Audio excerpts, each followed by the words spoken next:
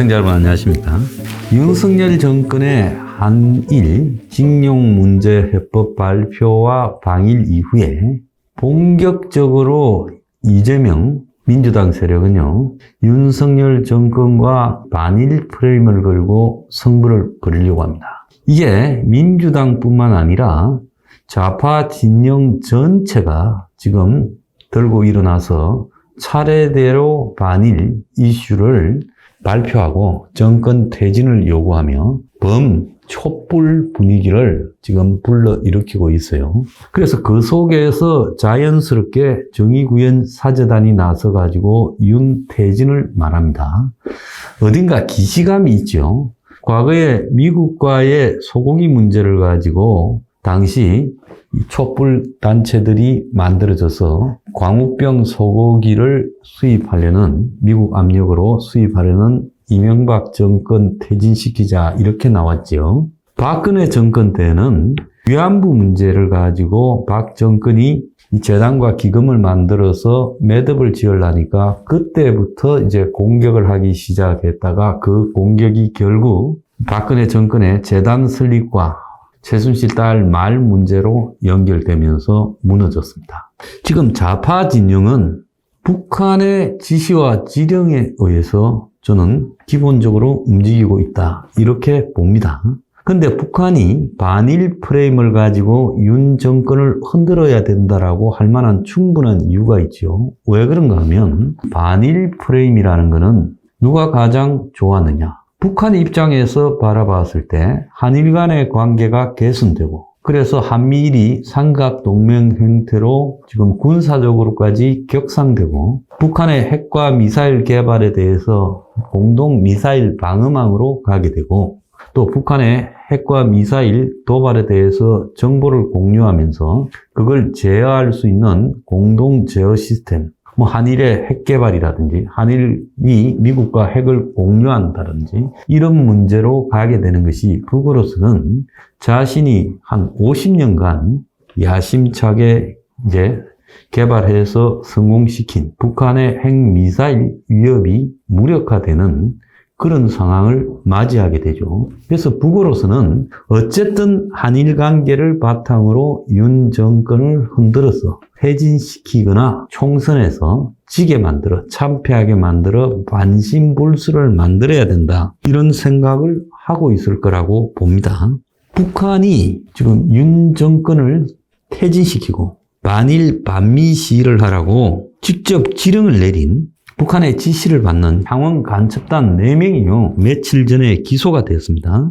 그래서 자주통일민중전이라는 이름을 가진 관계자 4명이 재판에 넘겨졌는데, 자, 이들은요, 북한 공작원과 직접 접촉하고 공작금을 수수하고, 그리고 다양한 형태로 북한의 지령을 직접 받거나 해외에 가서 접선해서 지령을 받는 그런 일을 저질렀죠.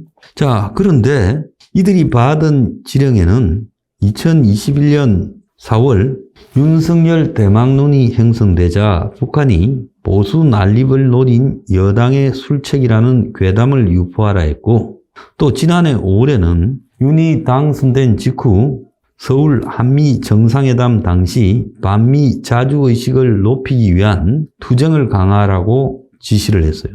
그래서 이 자통 조직원들이 반미 반보수 집회에 참가하고 반일 감정 확산 활동을 하도록 지시했다는 겁니다. 자, 그래서 단순히 지시만 하는 게 아니라 플래카드 문구, 유튜버 침투, 유튜버 댓글, 또 인터넷 괴담까지도 지금 자세하게 세세히 지시를 했답니다. 그래서 지금 좌파 진영이 저렇게 충실하게 다 튀어나와서 반일을 주장하는 이면에는요, 북한 뿌리가 너무 깊게 자리 잡고 있다는 거예요.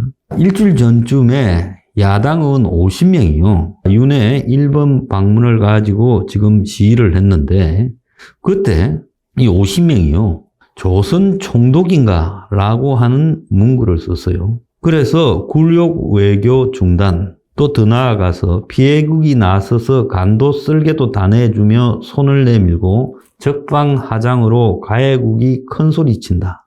그러면서 최근에 이제 반일 이슈를 늘렸습니다. 뭐냐? 한일 지소미아 협정 정상화를 유예해라. 후쿠시마 원전 오염수 배출을 철회하라. 자, 지소미아 유예 그리고 후쿠시마 오염수 문제 이거 누가 지령을 내리고 지시했겠습니까? 이재명은 박근혜 정부 때 위안부 합의를 거론하며 윤 정권을 압박했어요. 국민과 역사에 씻을 수 없는 죄를 짓고 탄핵당한 정권이 걸었던 길을 답습하지 말기 바란다. 그러면서 당 청년위원회는 윤석열 씨 대한민국의 대통령이냐 조선의 총독이냐라고까지 이야기를 했고 주말에는 시청 앞 등에서 장애 집회도 열었습니다. 자, 그런데 이 반일 시동이 제대로 걸린 걸 보면요. 뭘 보면 아느냐. 자, 정의구현사재단이 나서서 윤석열 퇴진이란 말을 직접 언급했어요. 박근혜 때 국정원 댓글 문제 등을 가지고 정의구현사재단이 근 1년 가까이 이 문제를 가지고 정권 퇴진하라고 하면서 전국에 곳곳에 성당 등을 동원해서 시위를 벌였죠. 자, 그래서 한 이틀 전에 정의구현사재단이 거기에 총무신부라는 송연홍이 나서서 더 이상 국민을 힘들게 하는 대통령을 그냥 두고 볼 수 없다. 그래서 시국미사를 한다면서 이 송총무신부라는 자가 라디오에 나와가지고 한 번으로 끝나는 게 아니라 대통령이 스스로든 국민에 의해서 결단을 내리든 계속적으로 결단을 내릴 때까지 시국미사를 봉헌하기로 했다면서 앞으로 가톨릭 신부들이 중심이 되어서 윤석열 퇴진 시국미사를 하려고 한다는 거예요. 그래서 20일 전주에서 검찰 독재, 매판, 매국, 독재 정권 퇴진을 요구하는 시국미사를 개최했고 정의구현사재단은 앞으로 전국에서 이걸 하겠다는 거예요. 정권 1년 만에 너무 강수 아니냐라는 이 라디오 앵커 질문에 빠를 수도 있지만 1년이나 기다렸다라고 말하고 정권이 시작할 때 전주 평화의 정당에서 기도를 미사를 하면서 나라를 위한 대통령이 됐으면 좋겠다고 했고 여러 번 성명으로 제대로 된 대통령이 되라고 부탁했는데 1년 지켜보니까 호소할 게 아니라 퇴진시키는 게 낫다라고 말을 하며 한일 정상회담 돼서 대법원 판결을 무시했고 징용 피해자 위안부 할매들을 묵살시켰다. 이렇게 비난하면서 외교 경제가 심각해지니 누구를 위한 대통령이냐? 국민을 위한 대통령인지 스스로 생각을 해보고 그리고 국민을 위해서 열심히 봉사한다고 노력했다면 탄핵이나 퇴진이란 말을 쓸 필요가 없는데 지금 일본을 위한 대통령이 되었으니 퇴진해야 된다. 자, 반일 문제가 이래도 반대하고 저래도 반대할 사람한테 윤석열 퇴진을 걸 수 있는 좋은 기회가 됐다는. 심지어 경북 지역의 퇴직교사 266명, 퇴직교사가 되었으면 조용히 그냥 노후나 즐기고 살지 퇴직교사 266명이 아이들에게 망가진 나라를 줄 수 없다고 21일요. 윤석열 퇴진하라고 기자회견을 했어요. 참 기가 찬다고 생각하고 있습니다. 그것뿐만 아닙니다. 고려대 교수들이 지금 윤 정부를 규탄한다. 강제징용 해법이 틀렸다. 철회해라. 피해자의 기본권 인권을 방기했다라고 하며 고대 교수 84명이 엊그제 성명을 내고 철회해라고 말을 했습니다. 자, 그래서 지난 14일과 17일에는 서울대, 동국대가 발표했고 또 최대 역사교사 단체인 전국 역사교사 모임도 발표를 했어요. 그래서 좀 있으면 불교계에서, 좀 있으면 기독교계에서, 좀 있으면 이제 초등 고등학교까지 전부 나서서 민노총, 한국노총 다 나서서 징용 문제 해법을 비판할 겁니다. 그래서 그 힘들을 이 사람들이 모아가지고 경제 위기가 좀 구체적으로 시작되면요. 이제 정권 퇴진으로 몰고 갈 거라고 보여요. 윤 정권은 솔직히 말하면 이러나 저러나 이제 이재명에 대한 기소까지 해놓고 죽느냐 사느냐 승부를 볼 수밖에 없고요. 지금 와서 항복한다고 저 좌파 진영의 윤석열을 살려두지 않을 겁니다. 그럼 과거 박근혜처럼 코너에 몰릴 대로 다 몰려가지고 나름 비굴하게 개헌하겠다고 한다고 받아줬습니까? 처음에는 자기들도 어떻게 될지 몰라서 박이 적당하게 그야말로 실세 총리한테 권한을 다 맡기고 허수아비로 남으면 봐주겠다 하다가 좀 더 밀어보니까 이제 완전히 흔들리니까 이제 박의 개헌도 안 받아주면서 결국 조기 탄핵 퇴진시키고 깜빵으로 보냈죠. 마찬가지로요. 지금 이제 윤이 좌파 진영에 손을 내민다고 저들이 윤을 살려두지 않습니다.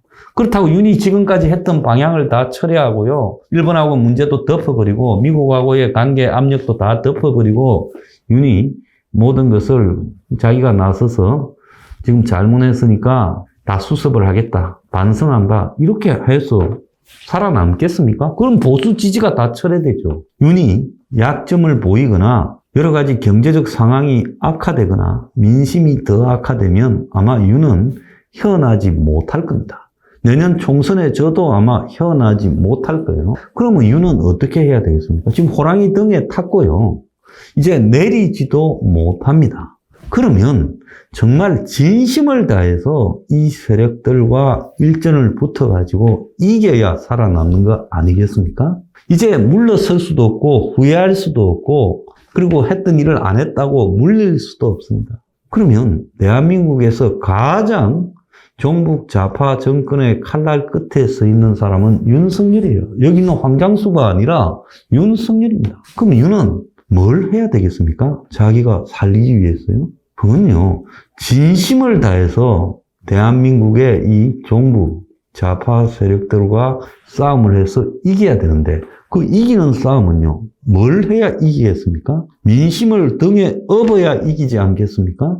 민심을 등에 업으려면 어떻게 해야 되겠습니까? 수적으로 상당수를 차지하고 있는 서민과 중산층을 끌어안아야 되지 않겠습니까? 근데 그들에게 징용 문제를 아무리 대통령이 설명하고 해봤자 제가 봤을 때 이거는 여론상으로 옳은 일을 했지만 대한민국의 현실에서 지지율에서 징용 문제를 잘했다라는 여론이 더 많아지기가 어려울 거라고 보여요. 그렇다면 윤은 일본의 이 징용 문제나 일본과의 화해 문제를 가지고 계속 접촉해서 이걸 가지고 설득하고 홍보해서 여론을 뒤집기보다는 국민 다수가 좋아할 수 있는 정책을 갖다가 굉장히 파격적으로 개혁을 하는 모습을 보여가지고 국민 다수가 그런 정책을 지지할 때 윤의 일본과의 해법도 진정성이 있다고 인정받지 않겠느냐는 겁니다. 근데 지금 수적 다수를 설득하는 쪽에 서 있냐 아니면 소수를 등에 업고 있냐